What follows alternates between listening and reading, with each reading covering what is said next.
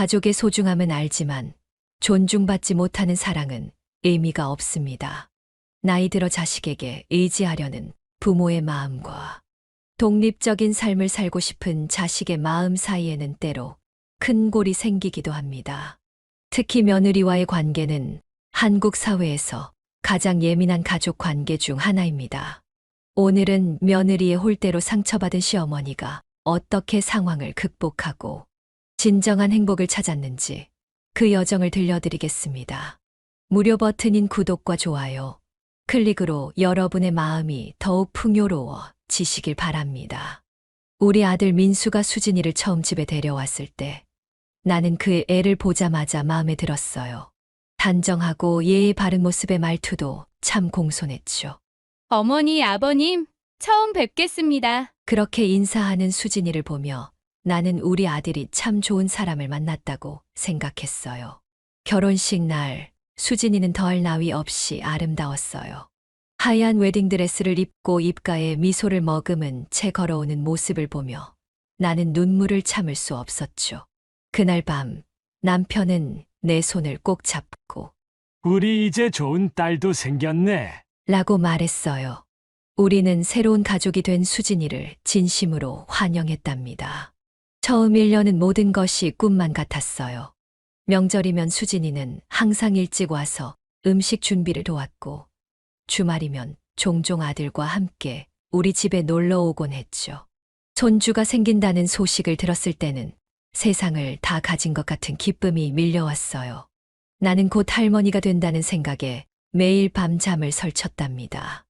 어머니, 이번에 태교에 좋다는 책 읽었는데 아기한테 좋은 음식 있으면 가르쳐 주세요. 수진이가 그렇게 물어와서 나는 기쁜 마음으로 내가 아는 모든 정보를 알려주었어요. 임신 중에 좋은 음식, 나쁜 음식, 그리고 내가 민수를 가졌을 때 했던 경험들까지. 나는 수진이에게 도움이 되고 싶었거든요. 손주 은우가 태어났을 때 나는 병원에 제일 먼저 달려갔어요. 작고 보드라운 아기의 손을 잡았을 때 내 심장이 터질 것 같은 기쁨을 느꼈죠. 우리 은우, 할머니가 많이 사랑해. 나는 그렇게 속삭이며 아기의 이마에 입을 맞추었어요. 산후조리 기간에는 매일 아침 일찍 일어나 미역국을 끓여 수진이네 집으로 가져갔어요. 수진이가 몸조리하는 동안 집안일도 도왔고 아기 돌보는 법도 알려주었죠. 수진이는 매번 고맙다고 했지만 나는 그저 당연한 일을 하는 것뿐이라고 생각했어요. 우리는 이제 한 가족이니까요. 어머니, 은우 보고 계시면 저희 데이트 좀 다녀올게요. 라며 수진이와 민수가 아이를 맡기고 나갈 때면 나는 행복한 마음으로 손주를 돌봐주었어요. 아이와 함께하는 시간은 나에게 새로운 활력소가 되었답니다. 내가 늙어가고 있다는 생각도 잊게 해주었죠. 그러나 시간이 흐르면서 무언가 변하기 시작했어요. 수진이의 표정이 점점 굳어지고 전화를 해도 지금 좀 바빠요. 라는 대답이 늘어났죠. 처음에는 그저 육아와 일 때문에 피곤한 거라고 생각했어요. 누구나 그런 시기가 있으니까요. 하지만 점점 더 이상한 낌새가 느껴졌어요. 명절에 와도 예전처럼 도움을 주지 않고 자기네 부모님 집에 가야 한다며 서둘러 일어나곤 했죠. 은우를 보러 가도 미리 연락 주세요. 라는 말을 자주 하게 되었고요. 그래도 나는 이해하려고 노력했어요. 젊은 부부니까 자기들만의 시간도 필요하고 수진이의 친정 부모님도 당연히 손주를 보고 싶을 테니까요. 하지만 마음 한구석에는 작은 불안감이 자리 잡기 시작했답니다. 무언가 잘못되고 있다는 예감이었죠. 그 예감은 점점 현실이 되어갔어요. 아들 내외의 집을 방문하는 횟수가 줄어들었고 방문해도 예전 같은 따뜻한 환영 대신 어색한 분위기가 맴돌았죠. 나는 종종 내가 뭐 잘못한 게 있나? 라고 스스로에게 물었지만 답을 찾을 수 없었어요. 하루는 남편이 말했어요. 당신, 요즘 수진이가 좀 이상하지 않아? 우리한테 거리를 두는 것 같아. 나는 그의 말에 고개를 끄덕였지만 소리 내어 인정하고 싶지는 않았어요. 그러면 내 불안이 현실이 되어버릴 것 같았거든요. 그래도 나는 희망을 놓지 않았어요. 시간이 지나면 다시 예전처럼 돌아올 거라고, 이건 그저 일시적인 어려움일 뿐이라고 믿었죠. 하지만 내 희망과는 달리 상황은 점점 더 나빠져 갔답니다. 은우가 두 돌이 되던 해, 우리 가족의 틈은 더 깊어졌어요. 어느 주말 아들네 집에 방문했을 때의 일이었죠. 현관문을 열고 들어서자마자 느껴지는 냉랭한 공기가 나를 당혹스럽게 했어요. 수진이는 형식적인 미소만 지을 뿐 진심으로 반기는 마음은 느껴지지 않았죠. 어머니, 오늘은 제가 친구들과 약속이 있어서요. 민수 씨가 집에 있으니 은우랑 놀아주세요. 그렇게 말하고 수진이는 서둘러 집을 나갔어요. 나는 그 말에 상처받았지만 표정 관리를 하며 아들과 손주에게 웃어 보였죠. 남편은 내 손을 꼭 잡았어요. 그도 느꼈던 거예요. 우리가 환영받지 못한다는 사실을. 집안을 둘러보니 설거지가 밀려 있고 빨래도 쌓여 있었어요. 나는 아무 말 없이 일을 시작했죠. 설거지를 하고 빨래를 개고 바닥도 쓸었어요. 아들은 미안한 듯 엄마, 그냥 놀다 가요. 제가 할게요. 라고 말했지만 나는 괜찮아. 엄마가 좀 도와줄게. 라고 대답했어요. 하지만 그날 저녁 수진이가 돌아왔을 때 그녀의 표정은 불편해 보였어요. 어머니, 제가 정리하려고 했는데 저희 물건들 위치가 다 바뀌었네요. 그 말투에는 비난이 담겨 있었죠. 나는 당황스러웠어요. 단지 도움을 주고 싶었을 뿐인데 그것조차 잘못한 일이 되어버렸으니까요. 그날 이후로 나는 수진이네 집에 방문할 때마다 더 조심스러워졌어요. 무엇 하나 자유롭게 할 수 없었죠. 음식을 해도 집안일을 도와도 은우에게 뭔가를 가르쳐도 모든 것이 수진이의 눈치를 보게 되었어요. 어머니, 요즘 육아법이 많이 바뀌었어요. 제가 하는 방식대로 해주세요. 수진이는 종종 이런 말을 했어요. 마치 내가 손주를 제대로 돌볼 줄 모르는 것처럼요. 40년 전 아들을 키웠던 경험이 이제는 아무 의미 없는 것이 되어버린 것 같았죠. 전화를 해도 지금 은우 재우고 있어요. 오늘은 좀 바빠요. 다음에 연락드릴게요. 같은 핑계만 돌아왔어요. 아들과 통화하려 해도 항상 수진이가 전화를 받았고 민수와 직접 이야기할 기회는 점점 줄어들었죠. 명절이 다가오자 나는 설레는 마음으로 음식 준비를 했어요. 작년에는 수진이가 바쁘다며 준비를 많이 도와주지 못했지만 올해는 달라지길 바랐거든요. 하지만 기대와 달리 수진이네는 명절 전날 갑자기 전화해서 저희가 이번에는 제 부모님 집에서 명절을 보내려고 해요. 라고 말했어요. 나는 충격을 받았어요. 설날인데 아들 가족이 오지 않는다니. 하지만 나는 겉으로 태연한 척했죠. 그래. 수진이 부모님도 손주 보고 싶으시겠지. 다음에 와. 그렇게 말하고 전화를 끊은 후 나는 조용히 눈물을 흘렸어요. 남편은 내 어깨를 토닥이며 괜찮아. 우리끼리라도 잘 보내자. 라고 위로했지만 내 마음속 상처는 쉽게 아물지 않았어요. 친구들을 만나면 다들 손주 자랑을 했어요. 우리 손주가 이번에 피아노 콩쿠르에서 상 받았어. 우리 손주랑 지난주에 놀이공원 다녀왔지. 이런 이야기들을 들으며 나는 억지로 웃었죠.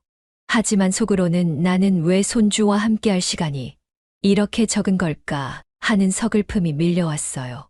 어느 날 동네 마트에서 수진이 어머니를 우연히 만났어요. 반갑게 인사를 나누고 있는데 그녀가 말했죠. 어머님, 지난주에 은우네 집에서 가족 모임 했었는데 정말 즐거웠어요. 다음에는 어머님도 꼭 오세요. 순간 나는 얼어붙었어요.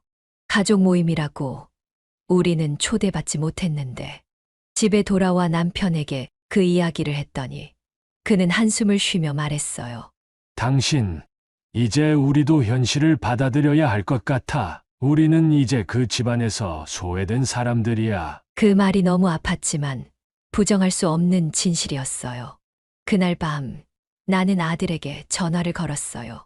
오랜만에 민수가 직접 전화를 받았죠. 엄마, 무슨 일이세요? 그의 목소리는 어색하게 들렸어요. 나는 용기를 내어 물었어요. 민수야, 엄마가 뭐 잘못한 거 있니? 왜 이렇게 서로 멀어진 것 같지? 잠시 침묵이 흐른 후 민수의 목소리가 들렸어요. 엄마, 그런 거 아니에요. 그냥 저희가 요즘 좀 바빠서. 변명처럼 들리는 그 말에 나는 더 이상 묻지 않았어요. 한동안 아들네의 소식이 없었어요. 나는 매일 전화기만 바라보며 은우의 사진이라도 보내주길 기다렸죠. 하지만 오는 건 명절 인사나 생일 축하 같은 형식적인 메시지뿐이었어요. 점점 내 생활에서 아들 가족의 존재감은 희미해져 갔죠. 그러던 어느 날 남편이 갑자기 아프기 시작했어요. 고혈압이 심해져서 병원에 입원하게 되었죠. 나는 아들에게 연락했어요. 아버지가 많이 아프셔. 좀 와줄 수 있니? 민수는 네, 당연하죠. 바로 갈게요. 라고 대답했어요. 그 말에 나는 조금이나마 안도했죠. 하지만 아들만 한 번 왔다간 이후로 오지 않았어요. 아들은 오늘은 일이 바빠서. 은우가 좀 아파서. 같은 이유로 계속 방문을 미뤘죠. 결국 남편이 퇴원하는 날까지도 민수네 가족은 병문안을 오지 않았어요. 그제서야 나는 완전히 현실을 직시하게 되었죠. 우리는 이미 아들 가족의 삶에서 중요한 존재가 아니었던 거예요. 집으로 돌아오는 택시 안에서 남편이 말했어요. 여보, 이제 우리 둘이서 잘 살아보자. 아들에게 더 이상 기대하지 말고. 그 말에 나는 고개를 끄덕였지만 마음속으로는 아직도 포기할 수 없었어요. 그래도 내 아들인데 어떻게 관계를 회복할 수 없을까? 그런 생각으로 밤을 지새웠답니다. 은우의 5번째 생일이 다가오고 있었어요. 나는 손주의 생일만큼은 함께 축하하고 싶었죠. 용기를 내어 수진이에게 전화를 걸었어요. 수진아, 은우 생일에 할머니가 케이크 가져가도 될까? 잠시 망설임 후에 수진이가 대답했어요. 네, 오세요. 저희 집에서 작은 파티 할 거예요. 그날을 얼마나 기다렸는지 몰라요. 일주일 전부터 은우가 좋아할 만한 선물을 고르기 위해 백화점을 돌아다녔죠. 결국 로봇 장난감과 따뜻한 겨울옷을 샀어요. 케이크도 특별히 주문했고요. 파티 당일 남편과 함께 설레는 마음으로 아들네 집으로 향했어요. 하지만 문을 열고 들어서자마자 나는 그 자리에 얼어붙었어요. 집 안은 사람들로 가득 차 있었거든요. 수진이 부모님, 친척들, 그리고 수진이 친구들의 아이들까지. 모두가 즐겁게 파티를 즐기고 있었어요. 우리가 도착하자 잠시 어색한 정적이 흘렀죠. 어머니, 아버님, 오셨네요. 수진이가 형식적인 인사를 건넸어요. 은우는 우리를 보고 반가워하며 달려왔지만 나는 이 상황이 너무 당혹스러웠어요. 왜 우리에게는 큰 파티라는 말을 하지 않았을까? 마치 우리는 이 자리에 없어도 될 사람들처럼 느껴졌어요. 그래도 나는 웃는 얼굴로 은우에게 선물을 건넸어요. 우리 은우 생일 축하해.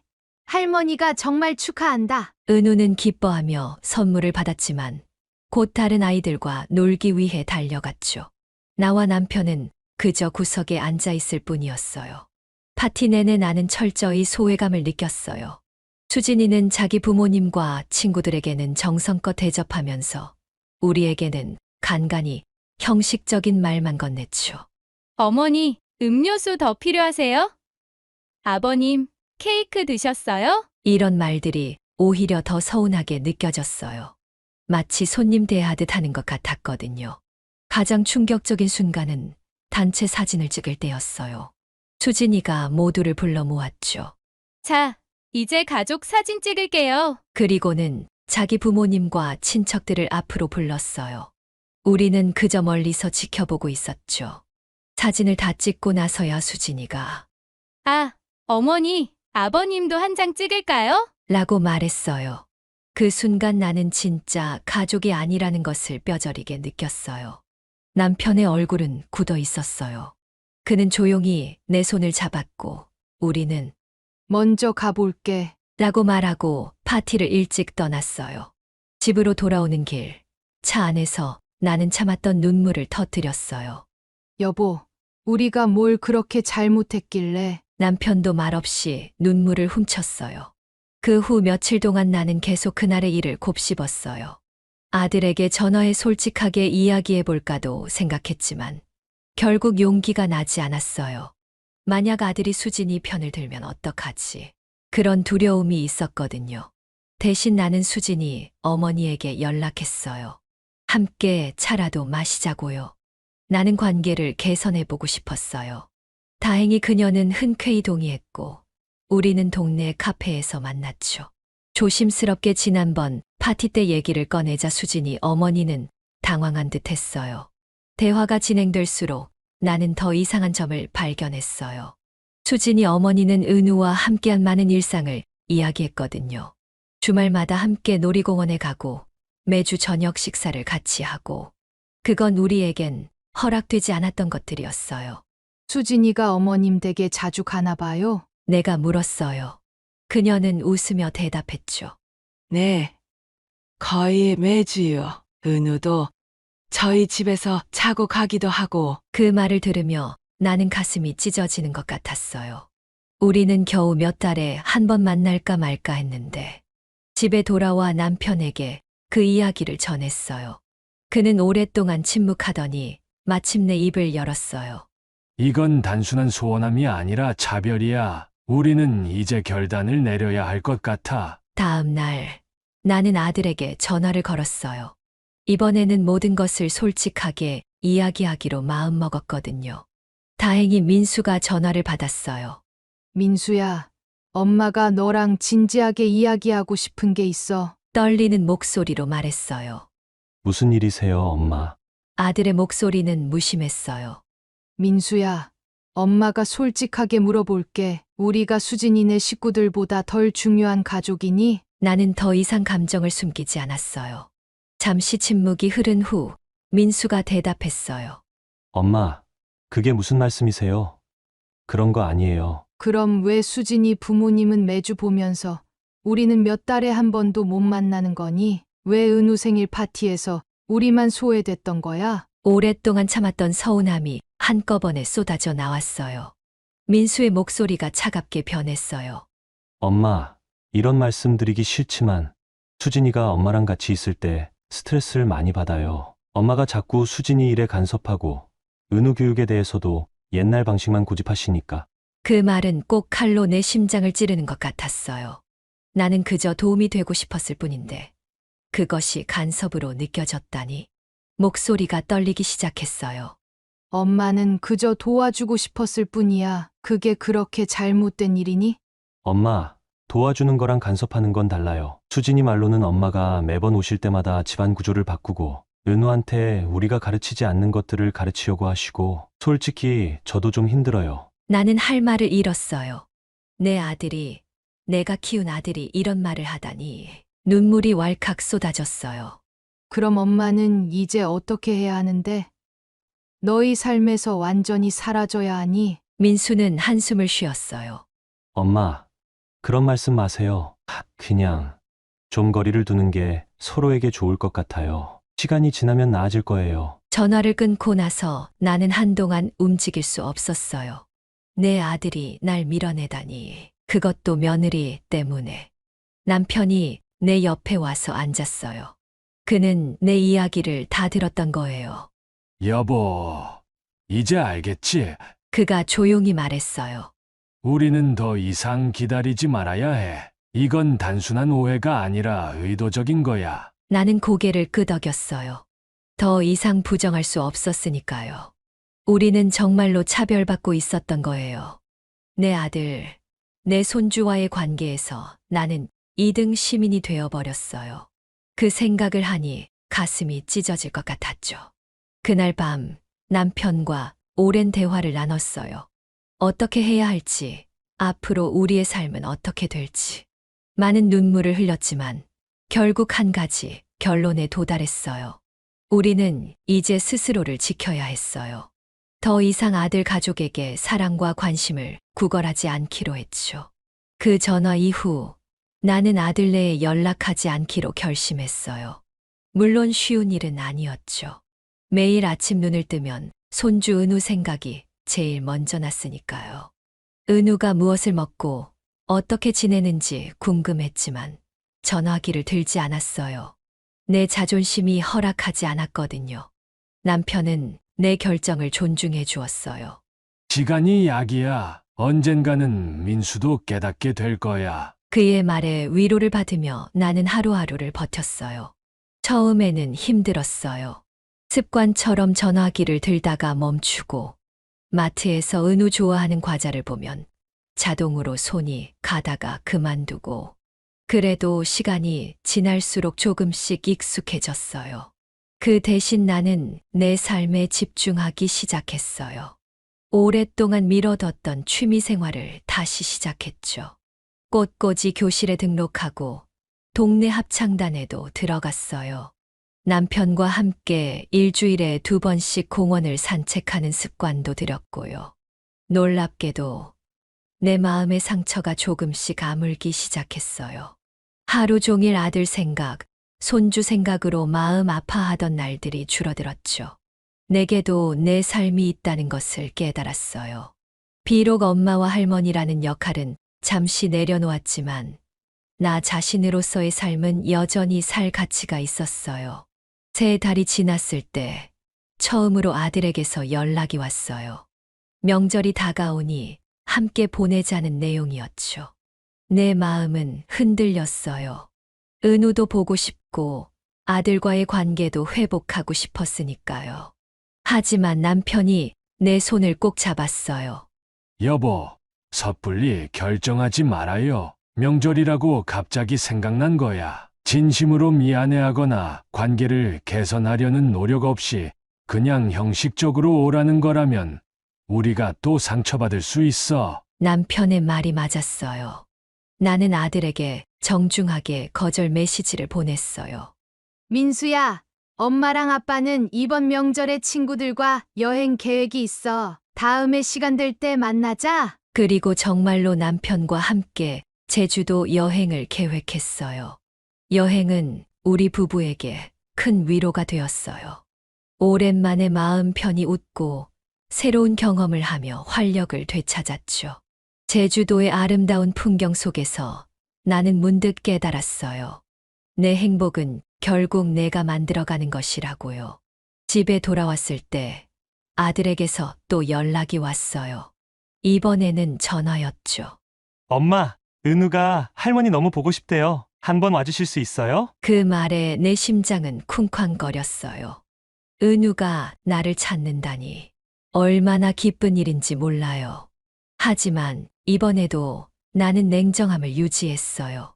민수야, 엄마도 은우 보고 싶지만 지난번 일 이후로 우린 마음의 상처를 받았어. 그냥 오라 가라 하는 대로 움직이는 인형은 아니야. 진심으로 관계를 회복하고 싶다면 먼저 내 아내와 함께 우리 집에 와서 대화를 나눴으면 해. 전화 너머로 민수의 한숨 소리가 들렸어요.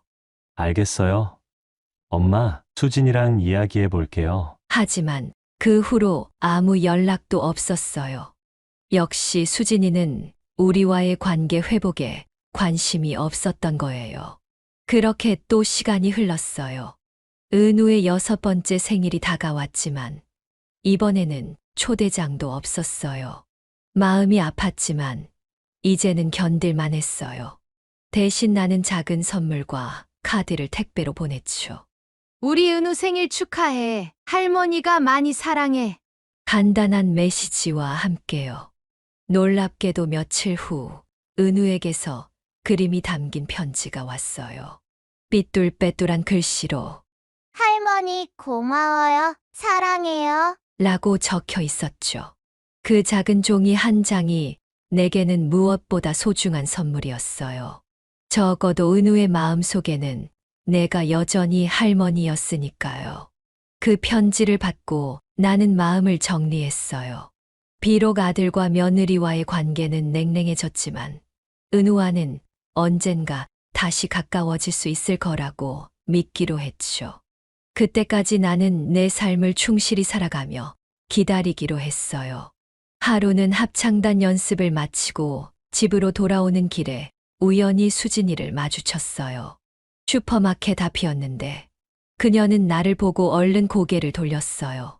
하지만 나는 용기를 내어 다가갔죠. 수진아, 오랜만이구나. 잘 지냈니?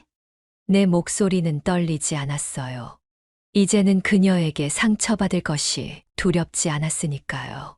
수진이는 어색하게 웃었어요. 네, 어머니, 잘 지내고 있어요. 은우는 어때? 많이 컸겠구나. 내가 물었어요. 네, 이제 초등학교 들어갈 준비 중이에요. 그녀가 대답했어요. 잠시 어색한 침묵이 흘렀어요.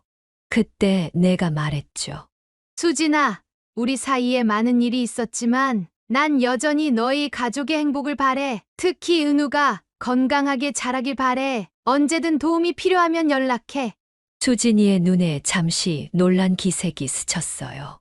아마 내가 원망이나 비난의 말을 할 거라고 예상했던 모양이에요. 그녀는 고개를 숙이며 말했어요. 네, 감사합니다. 그리고 우리는 각자의 길로 갔어요. 그 짧은 만남 이후에도 관계가 갑자기 개선되진 않았지만 적어도 내 마음은 한결 가벼워졌어요. 나는 더 이상 그들에게 미움이나 원망을 품지 않기로 했으니까요. 남편은 그 이야기를 듣고 내 어깨를 토닥여 주었어요. 당신은 정말 대단해. 나는 아직도 그들을 용서하기 힘들어. 남편의 솔직한 고백에 나는 웃으며 대답했어요. 용서는 상대방을 위한 것이 아니라 나 자신을 위한 거야. 계속 미워하면 결국 상처받는 건 나니까.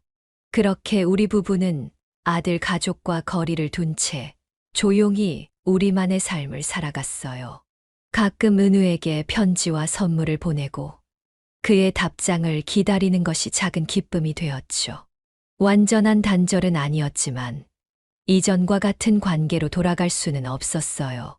그것이 현실이었고 나는 그 현실을 받아들였답니다. 은우가 초등학교에 입학한 지 1년이 지났을 무렵 예상치 못한 전화가 왔어요. 수진이었죠. 그녀의 목소리는 평소와 달리 떨리고 있었어요. 어머니, 죄송한데 좀 도와주실 수 있을까요? 나는 깜짝 놀랐어요. 수진이가 내게 도움을 청하다니 무슨 일이 있나 싶었죠. 무슨 일이니? 은우는 괜찮니? 걱정스러운 마음에 물었어요. 은우는 괜찮아요. 그런데 제가 갑자기 입원하게 됐어요. 맹장염인데 수술은 괜찮았는데 며칠 병원에 있어야 할 것 같아요. 민수 씨는 중요한 출장이 있어서 취소할 수 없고 은우를 봐줄 사람이 없어서요. 나는 잠시 말을 잇지 못했어요. 수진이가 갑자기 내게 도움을 청하다니. 하지만 손주를 돌볼 기회라면 그동안의 일은 잠시 접어두어야겠다고 생각했어요. 알았어. 은우 걱정하지 마. 내가 가서 돌볼게. 다음 날 아침 일찍 남편과 함께 아들네 집으로 향했어요. 현관문을 열고 들어가니 은우가 달려와 내 품에 안겼어요. 할머니, 오셨어요. 그 목소리에는 진심 어린 반가움이 묻어 있었어요. 내 마음은 금방이라도 녹아내릴 것 같았죠. 민수는 서둘러 출장 가방을 챙기고 있었어요. 엄마, 아버지 정말 고마워요. 저 때문에 수진이도 힘들어하고. 그의 목소리에는 미안함과 감사함이 함께 담겨 있었어요. 괜찮아. 은우 돌보는 건 우리한테도 기쁜 일이야. 나는 진심으로 대답했어요. 민수는 고맙다는 말을 여러 번 하고 서둘러 집을 나섰어요. 은우와 함께 지낸 일주일은 정말 행복했어요. 아침에 함께 일어나 학교 갈 준비를 돕고 학교에서 돌아오면 간식을 챙겨주고 숙제도 봐주고 그 소소한 일상들이 내게는 꿈만 같았죠. 은우도 할머니, 할아버지와 함께 지내는 것을 즐거워했어요. 할머니, 엄마가 아프면 계속 할머니랑 있을 수 있어요? 은우의 순진한 질문에 나는 웃으며 대답했어요. 엄마가 빨리 나아야지. 하지만 할머니는 은우랑 더 자주 만나고 싶어. 수진이가 퇴원하는 날, 나는 집안 구석구석을 깨끗이 청소하고 반찬도 몇 가지 만들어 냉장고에 넣어두었어요. 이번에는 간섭이라고 느끼지 않았으면 하는 마음에서였죠. 수진이가 돌아왔을 때 그녀의 얼굴에는 피곤함과 함께 안도감이 묻어 있었어요. 어머니, 정말 감사합니다. 제가 없는 동안 집안일까지 다 해주시고. 수진이의 말에는 진심이 담겨 있었어요. 나는 웃으며 대답했어요. 별거 아니야. 은우랑 시간 보내는 것도 즐거웠고, 그날 저녁 우리 부부는 집으로 돌아갔어요. 하지만 이번에는 마음이 다르게 느껴졌어요. 마치 얼어붙었던 관계에 조금씩 봄 기운이 돌기 시작한 것 같은 느낌이었죠. 그 일 이후로 조금씩 변화가 생겼어요. 수진이가 가끔 전화를 해서 은우 학교 행사에 초대해 주거나 주말에 우리 집에 은우를 데려다 놓고 가기도 했죠. 물론 예전처럼 가깝진 않았지만 적어도 완전히 단절된 상태는 아니었어요. 은우가 초등학교 2학년이 되었을 때 또 하나의 큰 변화가 찾아왔어요. 어느 날 민수가 전화를 걸어왔는데 목소리가 심각했어요. 엄마, 중요한 이야기가 있어요. 오늘 저녁에 시간 되세요? 그날 저녁 민수가 우리 집을 찾아왔어요. 그의 표정은 무거웠죠. 엄마, 아버지, 사실 저희 부부관계가 많이 안 좋아졌어요. 수진이와 별거를 시작했습니다. 그 말에 나는 충격을 받았어요. 물론 그들의 관계가 완벽하지 않다는 것은 알고 있었지만 별것까지 가게 될 줄은 예상하지 못했으니까요.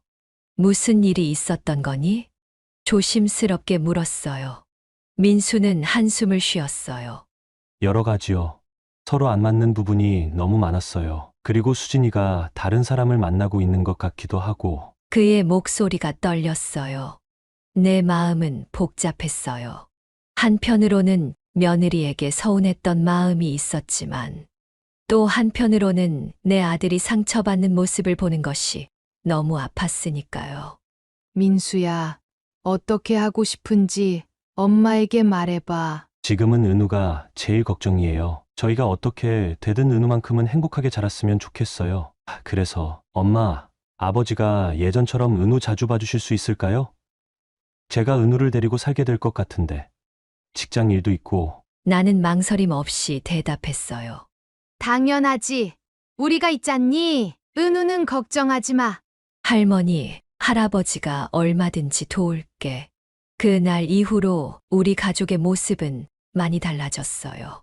민수와 수진이는 결국 이혼을 했고 은우는 민수와 함께 살게 되었죠. 민수가 직장에 있는 동안 우리 부부가 은우를 돌보는 시간이 많아졌어요. 방과 후에 우리 집으로 와서 숙제하고 저녁에 민수가 데리러 오는 일상이 생겼죠. 물론 시작이 쉽지는 않았어요. 은우는 부모의 이혼으로 혼란스러워했고 가끔 밤에 울기도 했어요. 그럴 때마다 나는 은우를 꼭 안아주며 말했죠. 은우야, 할머니가 여기 있어. 괜찮아. 다 잘 될 거야. 수진이는 가끔 은우를 만나러 왔어요. 처음에는 어색했지만 은우를 위해 우리 모두 성숙하게 행동하려고 노력했죠. 나도 수진이에게 원망이 있었지만 그녀는 여전히 은우의 엄마였으니까요. 놀랍게도 이 어려운 시간을 통해 우리 가족은 더 가까워졌어요. 민수는 이전보다 우리에게 의지하게 되었고 우리 부부는 기꺼이 그를 지지했죠. 은우는 할머니, 할아버지와 많은 시간을 보내면서 더욱 애착을 갖게 되었어요. 어느 날 저녁 은우를 재우고 나서 민수가 내게 말했어요. 엄마, 예전에 제가 정말 잘못했어요. 수진이 말만 듣고 엄마, 아버지를 소외시켰던 거 이제야 깨달았어요. 나는 아들의 손을 꼭 잡았어요. 이제 다 지나간 일이야. 지금 우리가 함께하는 게 중요하지. 민수의 눈에 눈물이 고였어요. 엄마가 없었다면 저는 어떻게 했을지 모르겠어요. 은우도 엄마 덕분에 이렇게 잘 지내고 있고. 그 말을 들으며 나는 지난 시간들을 떠올렸어요. 아픔도 있었지만 지금 이렇게 가족이 다시 하나로 모인 것을 보면 모든 것이 의미가 있었다는 생각이 들었죠.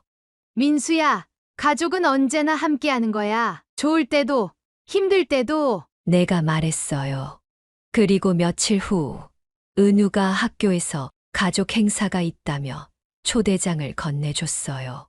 할머니, 할아버지도 꼭 오세요. 선생님이 중요한 가족 모두 오라고 하셨어요. 행사장에 도착하니 아이들이 자기 가족을 소개하는 시간이었어요. 은우의 차례가 되자 그는 자신있게 앞으로 나갔죠. 저는 은우예요. 이분은 제 아빠, 그리고 우리 할머니, 할아버지예요. 엄마는 지금 다른 곳에 살고 있지만 자주 만나요. 우리 가족은 조금 특별하지만 저는 정말 행복해요. 그 순간 나는 눈물을 참을 수 없었어요. 비록 전통적인 가족의 형태는 아니었지만 우리는 여전히 은우에게 사랑과 안정을 주는 가족이었던 거예요. 행사가 끝나고 집으로 돌아오는 길, 남편이 내 손을 꼭 잡았어요. 여보, 우리가 참 많은 일을 겪었지만 지금 이 순간이 행복하지 않나? 나는 고개를 끄덕였어요. 그래요. 지금 이 순간이 행복해요. 어려운 시간을 지나왔지만 결국 우리 가족은 더 강해졌고 진정한 가족의 의미를 깨달았으니까요. 은우가 초등학교를 졸업할 무렵 우리 가족은 완전히 새로운 균형을 찾았어요. 민수는 승진해서 더 바빠졌지만 항상 은우와의 시간을 소중히 여겼죠.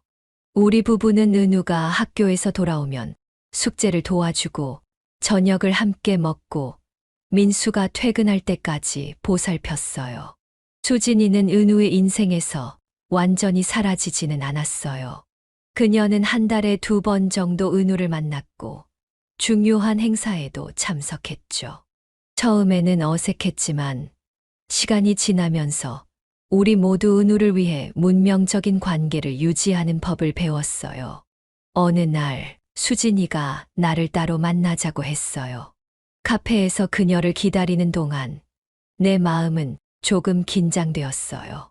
무슨 이야기를 하려는 걸까?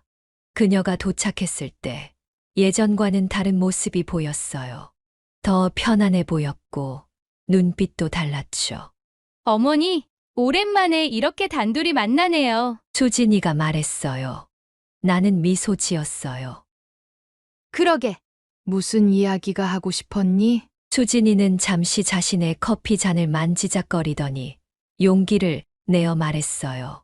어머니, 예전에 제가 정말 많이 잘못했어요. 젊고 미숙했다는 핑계로 어머니와 아버님을 존중하지 않았고, 은우와의 관계도 방해했고, 나는 잠시 말을 잇지 못했어요. 수진이가 이렇게 솔직하게 마음을 열다니 예상치 못한 일이었거든요. 사실 제가 이혼 후에 심리 상담을 받았어요. 제 성격과 행동 패턴에 대해 많이 생각해 보게 되었고, 왜 그렇게 행동했는지도 조금씩 이해하게 됐어요. 수진이의 목소리에는 진심이 담겨 있었어요. 내가 어렸을 때 부모님이 이혼하셨거든요. 그때 할머니, 할아버지가 항상 엄마를 비난하셨고, 저는 그런 모습을 보며 자라면서 시부모님과의 관계에 대한 왜곡된 생각을 갖게 된 것 같아요. 그게 어머니와의 관계에도 영향을 미쳤던 거죠. 그녀의 이야기를 들으며 나는 많은 것을 이해하게 되었어요. 수진이의 행동에는 그만의 이유가 있었던 거예요. 물론 그것이 모든 것을 정당화하지는 않지만 적어도 왜 그렇게 행동했는지 이해할 수 있었죠. 수진아, 용기 내서 이런 이야기를 해줘서 고마워. 나도 완벽한 시어머니는 아니었을 거야. 서로 이해하지 못했던 부분이 많았던 것 같아. 내가 말했어요. 수진이의 눈에 눈물이 고였어요. 어머니, 제가 이제야 깨달았어요. 은우에게는 많은 사랑이 필요하고 그 사랑에는 할머니, 할아버지의 사랑도 포함된다는 걸요. 이제 와서 미안하다는 말이 부족하지만 정말 죄송합니다. 나는 그녀의 손을 살짝 잡았어요. 이제 다 지나간 일이야. 우리 모두 은우를 위해 앞으로 나아가자. 그날 이후로 수진이와의 관계도 조금씩 나아졌어요. 물론 예전처럼 친밀하진 않았지만 적어도 서로를 이해하고 존중하는 관계가 되었죠. 때로는 수진이와 함께 은우의 행사에 참석하기도 했고 가끔은 셋이서 식사를 하기도 했어요. 민수도 이런 변화를 알아차렸어요. 엄마, 수진이랑 관계가 좋아진 것 같네요. 그가 어느 날 물었어요. 그냥 서로 나이를 먹으면서 더 현명해진 것뿐이야. 내가 대답했어요.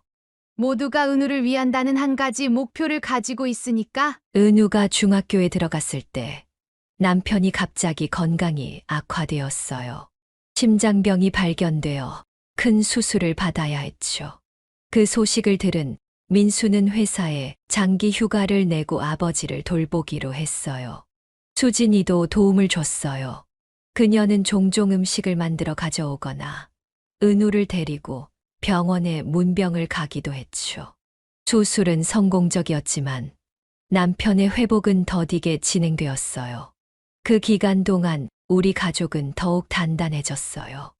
은우는 매일 할아버지에게 학교에서 있었던 일을 이야기해 주었고, 민수는 아버지의 약을 챙기고 병원에 데려다 주었어요. 심지어 수진이도 자신의 시간을 내어 도움을 주었죠. 여보, 우리가 참 복받은 사람들이에요. 남편이 어느 날 말했어요. 이렇게 모두가 함께 해주니 병도 빨리 나을 것 같아. 1년이 지나고 남편의 건강이 많이 회복되었을 때 우리는 가족 여행을 계획했어요. 민수와 은우, 그리고 놀랍게도 수진이도 함께였죠. 처음에는 어색할까 걱정했지만 의외로 모두가 자연스럽게 어울렸어요. 제주도에서의 4일은 마치 새로운 시작 같았어요. 은우는 할머니, 할아버지, 아빠, 엄마가 모두 함께 있어 너무 행복해했고, 우리 어른들도 과거의 아픔을 뒤로하고 현재의 순간을 즐기는 법을 배웠어요. 바닷가에 앉아 일몰을 바라보던 그 순간 나는 깨달았어요. 인생은 완벽하지 않아도 아름답다는 것을요. 우리 가족은 전통적인 형태는 아니었지만 서로에 대한 이해와 존중, 그리고 무엇보다 은우에 대한 사랑으로 뭉쳐진 특별한 가족이었어요. 할머니, 이거 봐요. 은우가 조개 껍데기를 들고 내게 달려왔어요. 이 안에서 바다 소리가 들려요. 나는 미소 지으며 그의 머리를 쓰다듬었어요. 정말 신기하구나. 할머니도 한번 들어볼까? 그렇게 우리는 작은 조개 껍데기를 통해 바다 소리를 들으며 서로의 눈을 바라보았어요. 그 눈빛 속에는 과거의 아픔과 미래에 대한 희망이 모두 담겨 있었죠. 여행에서 돌아온 후 나는 일기장에 이런 글을 썼어요. 인생에서 가장 중요한 것은 사랑하는 사람들과의 관계다. 때로는 상처를 주고받기도 하지만 결국 서로를 이해하고 용서할 때 진정한 행복이 찾아온다. 나는 이제 알았다. 복수가 아닌 이해와 용서가 최선의 선택이라는 것을. 여러분의 가정에도 행복이 가득하시길 바라며 무료 버튼인 구독과 좋아요, 알림 설정 해주시면 더 좋은 사연으로 찾아뵙겠습니다.